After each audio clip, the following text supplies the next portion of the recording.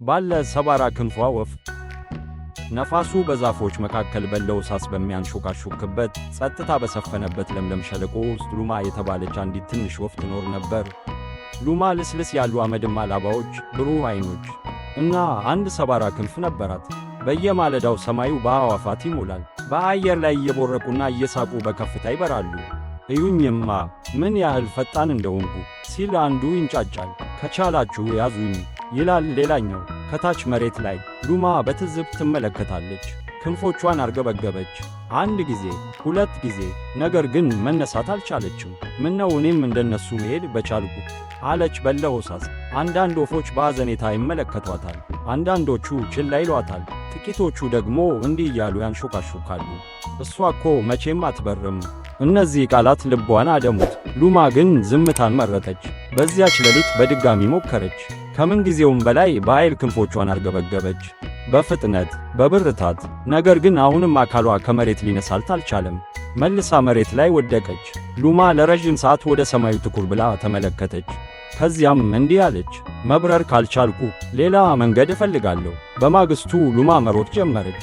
በሳሩ መካከል፣ በዛፎቹ መሃል። መጀመሪያ ላይ ዘገምተኛ ነበረች። ተደናቀፈች፣ ወደቀች። ግን ጥረቷን አላቆመችም። ከዕለት ወደ ዕለት መሮጧን ቀጠለች። ምድሪቱን ጠንቅቃ አወቀች። የተደበቁ ስርቶችን፣ አስተማማኝ መንገዶችን ሁሉ አጠናች። ሌሎች ሰማይ ሉማ ምድሪቱን ተቆጣጠረች። ብዙም ሳይቆይ እጅግ ፈጣን ሆነች። በጣም ፈጣን። አንድ ቀን ከሰዓት በኋላ ነፋሱ አቅጣጫውን ቀየረ። ሰማዩ ጠቆረ። አስፈሪ ማዕበል እየመጣ ነበር። ደመና ከዝናብ ጋር ከፍተኛ ቮልቴጅ። አዕዋፋቱ በፍርሃት ወደ ላይ በረሩ። ከፍ ብላችሁ እረፉ ብለው ጮኹ። ነፋሱ ግን እጅግ ኃይለኛ ነበር። ወዲህና ወዲያ አላጋቸው፣ አሽከረከራቸው። ማየት ተሳናቸው። ጠፋሁ፣ መንገድ ጠፋኝ ሲል አንዱ ወፍ ጮኸ። ከታች ግን ሉማ በረጋ መንፈስ ቆማ ነበር። ወደ ታች ወረዱ ስትል ተጣራች። ተከተሉኝ። አንድ ባንድ ወፎቹ ወደ መሬት ወረዱ። ፈርተዋል፣ ግራ ተጋብተዋል። ሉማ ወደ ፊት ቀደመች። አትራቁኝ አለች። በአስተማማኝ ስርቶች መራቻቸው። በጠንካራ ዛፎች ጥላ ስር፣ ነፋሱን በሚከላከሉ ግዙፍ ድንጋዮች ዙሪያ አሳለፈቻቸው። በመጨረሻም አስተማማኝ ቦታ ላይ ደረሱ። ማዕበሉ አለፈ። ሰማዩ ዳግም ጸጥታ ሰፈነበት። አዕዋፋቱ ሉማን በመገረምና በአድናቆት ተመለከቷት። አተረፍሽን አለ አንደኛው።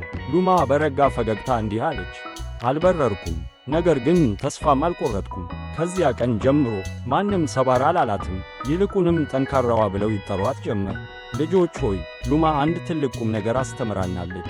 ሁላችንም እኩል ወይም ተመሳሳይ ላይሆን እንችላለን፣ ነገር ግን ሁላችንም የየራሳችን የሆነ የተለየ ጥንካሬ አለን። ስለዚህ ሁል ጊዜ የተቻላችሁን ጥረት አድርጉ። በፍጹም ተስፋ አትቁረጡ። በራሳችሁ እመኑ። ምክንያቱም ጥንካሬያችሁ ከሌሎች የተለየ ሊሆን ቢችልም አሁንም ቢሆን እጅግ ኃያል ነውና። በቀጣይ ተረት እስክንገናኝ መልካም ጊዜ ይሁንላችሁ ልጆች። እንዲሁም ይህንን ታሪክ ከወደዱት ተጨማሪ አስደናቂ ተረቶችን ለማግኘት ላይክና ሰብስክራይብ አድርጉ።